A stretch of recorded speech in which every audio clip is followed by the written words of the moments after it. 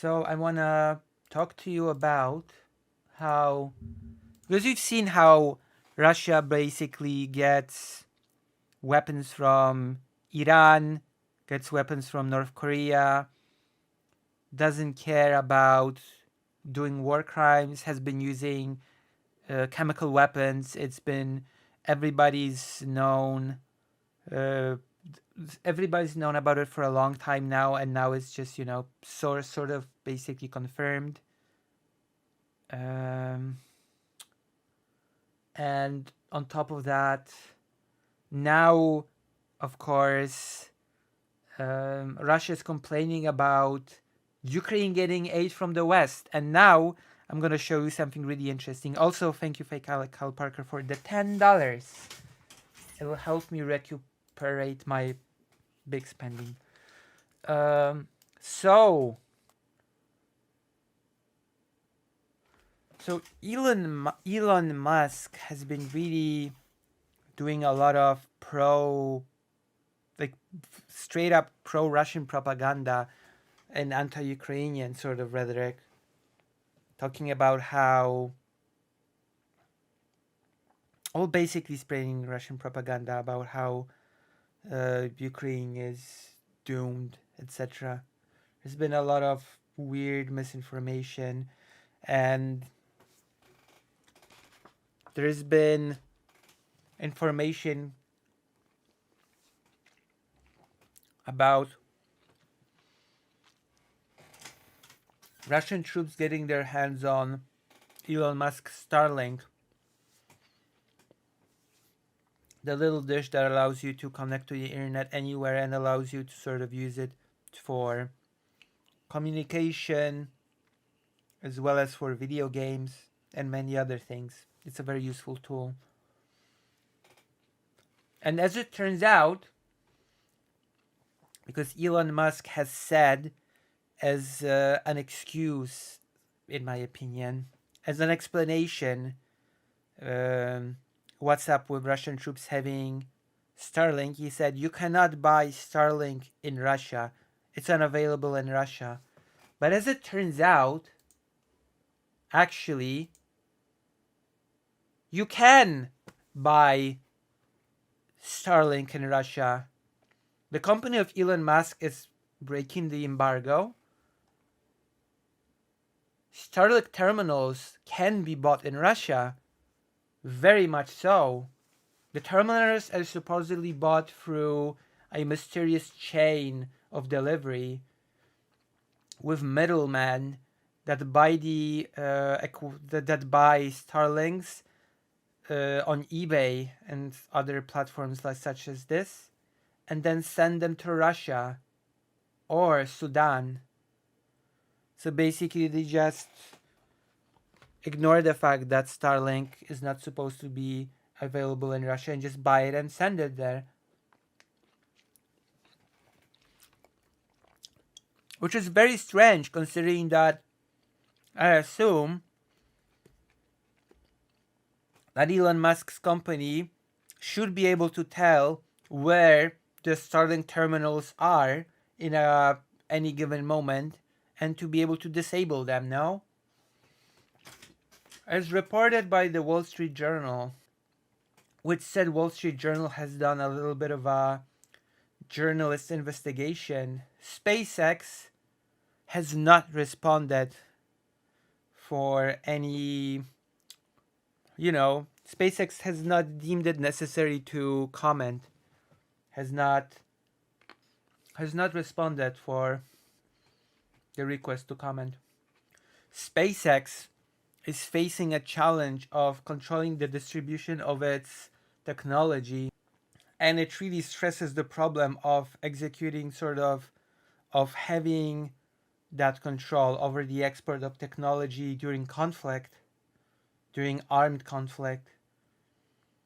The current situation really does sort of raise certain ethical worries when it comes to the influx of advanced technology, communication technology, and its effects on global security overall, right? that Russia can just get its hands on a pretty useful tool when it comes to communication. When I went to the lecture by the doctor, by the Polish sort of medic, the field medic, he said that the one thing that helps the Ukrainian forces against Russia is that their communication is worse. But if they're going to be able to use Starlink, then that's gonna be become better for Russians, the communication thing. Starlink on the black market. According to the reports of WSJ, Russian forces are using the terminals of Starlink in Ukraine, which, as I've said just a few seconds ago, and it's said in this article here, I might as well show it.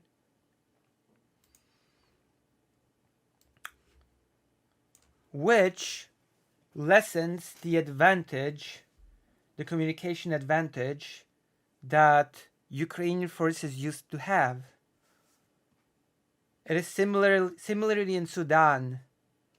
The sort of forces of quick support, a group accused of war crimes, has been using Starlink to its logistic, to gain logistic advantage. Building up a network of these terminals in these war-torn areas makes it easier to create a chain of delivery which involves middlemen and dealers of the black market from different countries, including in Russia, the United Emirates, Arab Emirates, and Central Asia. It allows the Starlink terminals to be used in conflict zones by parties that should not have access to them, which is a big problem. Okay, that is actually a huge problem. It goes beyond this conflict in Ukraine as well. Even though there are certain limitations and contracts with users which forbid unauthorized selling and use of Starlink, the terminals have been smuggled and activated in countries in which the use of Starlink is forbidden or heavily regulated. This situation demonstrates just how hard it is to sort of enforce control over the export of technology, and it shows the potential of advanced tools of communication. Like Starlink sort of gave Ukraine advantage, and now Russia's just found a way to just get a hold on Starlink on their own. Can Elon Musk block Starlink in Russia? US media think that SpaceX has the capabilities, the technical capabilities to limit access to Starlink, and that is by pinpointing where the Starlink terminals are physically, and then deactivating the individual sort of terminals. That is what I actually assumed should be and would be possible now, that SpaceX would be able to individually pinpoint, oh, there's a Starlink terminal in Russia. They shouldn't be using a Starlink terminal in Russia. I guess we'll just deactivate it, right? Like, I would assume that is a technology that is just available. That is a thing that is, we'll just cut the signal from this one. However, the effectiveness of such measures in war conflicts is uncertain. During the war, Elon Musk has temporarily blocked for Ukraine the ability to use the system because he was afraid that he would attack the Russian fleet, which would lead to escalation, which, again, as I've been saying, Elon Musk has been doing some pro-Russia things. And yes, Ukraine has been attacking the Russian fleet, no problem, and no escalation has happened. Just saying. Russia has lost a lot of its Black Sea fleet. A lot.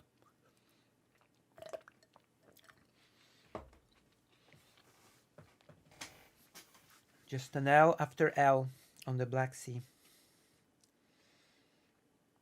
Not so long ago, the Ministry of Defense of Ukraine has informed of using Starlink by Russians on the occupied areas.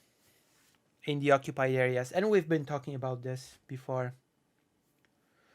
The government of Ukraine and Sudan has asked SpaceX for help when it comes to limiting the use of Starlink by Russian forces by saying that they stress the need for cooperations between private companies and governments.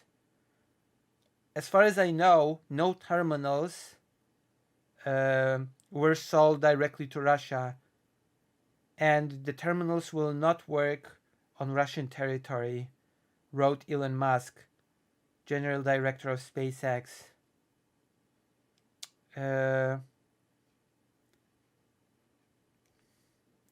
I guess Deputy Secretary of Defense of the US when it comes to space policy, John Plum, said that the US government is cooperating with Ukraine and with Starlink. I don't know. I'm not so sure. I'm not so confident in Elon Musk's words. Like, oh yeah, sure, we've not sold, which is also a very easily way to put it, by the way. We've not sold any Starlinks to Russia directly, when that's great because Russia is buying them indirectly. So yeah, technically speaking, Elon Musk has told the truth. That's correct. In fact, that is true. In fact, indeed, indeed, it is true that Russia has not bought Starlinks directly, but it has done so indirectly, and they do seem to be working on Russian territory. So that part seems to be blatantly not true. They do seem to be working on Russian territory, and they especially do seem to be working on the occupied territory. They're being used for war. They're being used to fight Ukraine. Starlink is being used as a weapon against Ukraine, even though it should not. Russia should not have access to Starlink, and yet it does. So I guess my question to end this little segment would be, why? Why doesn't SpaceX disable these terminals? Can they not do it? Do they not have the technical capability to do it? Or maybe they don't want to do it. I will not speculate. I will not answer this in any sort of decisive way, but I will say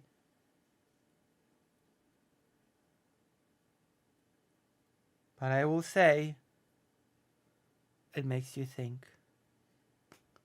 I'll just say that. Thank you.